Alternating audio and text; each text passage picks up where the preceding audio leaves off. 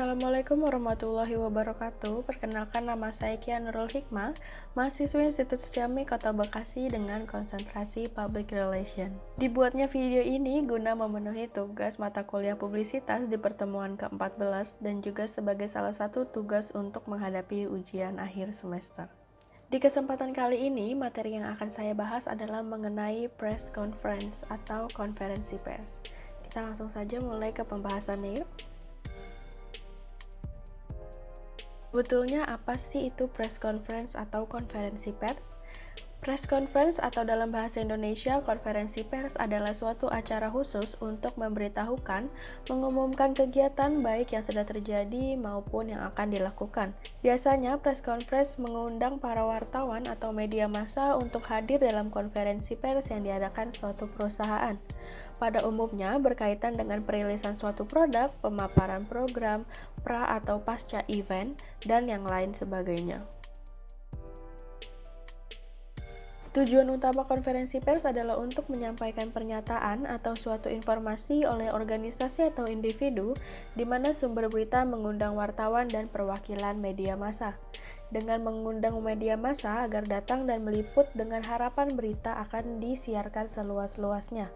Publikasi informasi ini diharapkan dapat meningkatkan kesadaran dan pengetahuan khalayak sasaran.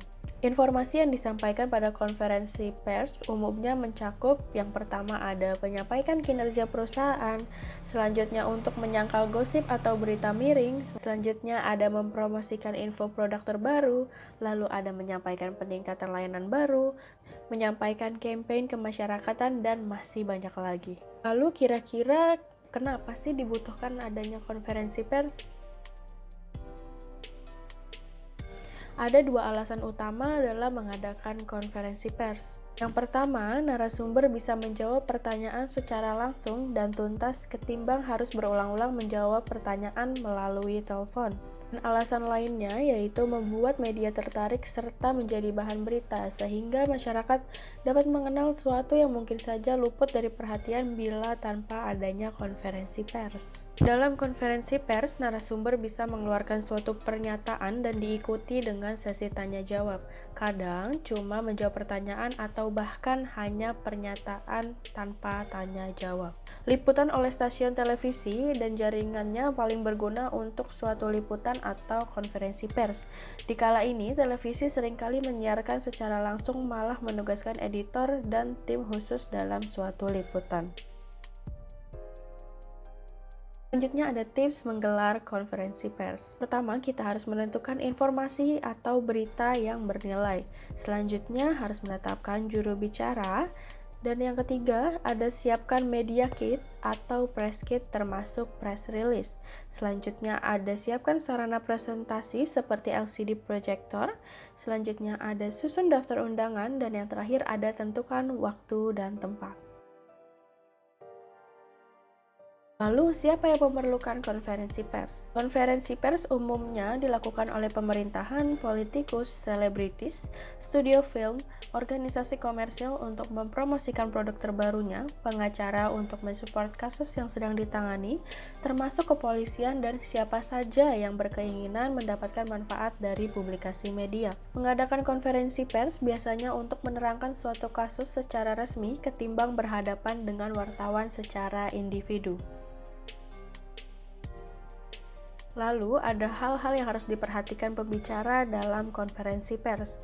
Yang pertama, pembicara harus menyampaikan berita kurang lebih 10 menit. Selanjutnya, ada pembicara harus dengan informasi yang dibicarakan dan siap menjawab pertanyaan dari media dengan singkat, padat, dan jelas. Dan yang terakhir, pembicara dibatasi hanya 2 orang saja supaya penyampaiannya tidak membingungkan. Lalu, di mana konferensi pers sebaiknya diadakan? Konferensi pers biasanya disampaikan lewat undangan kepada media dengan mengirimkan surat resmi kepada redaksi. Ada kalanya undangan diberitahu secara spontan saat beberapa wartawan sedang berkumpul bersama narasumber.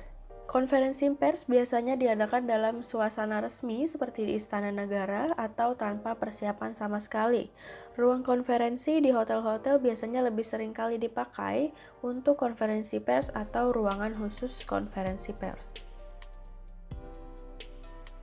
Lalu, hal-hal yang harus disediakan dalam memilih tempat untuk konferensi pers. Yang pertama, menyediakan tempat parkiran luas untuk tamu yang diundang dan media.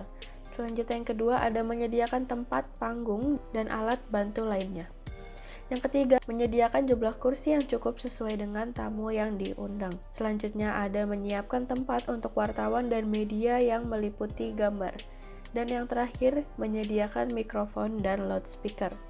Sekian pembahasan saya mengenai press conference. Jika ada kesalahan dan kalimat yang kurang tepat, mohon dimaafkan. Salam komunikasi.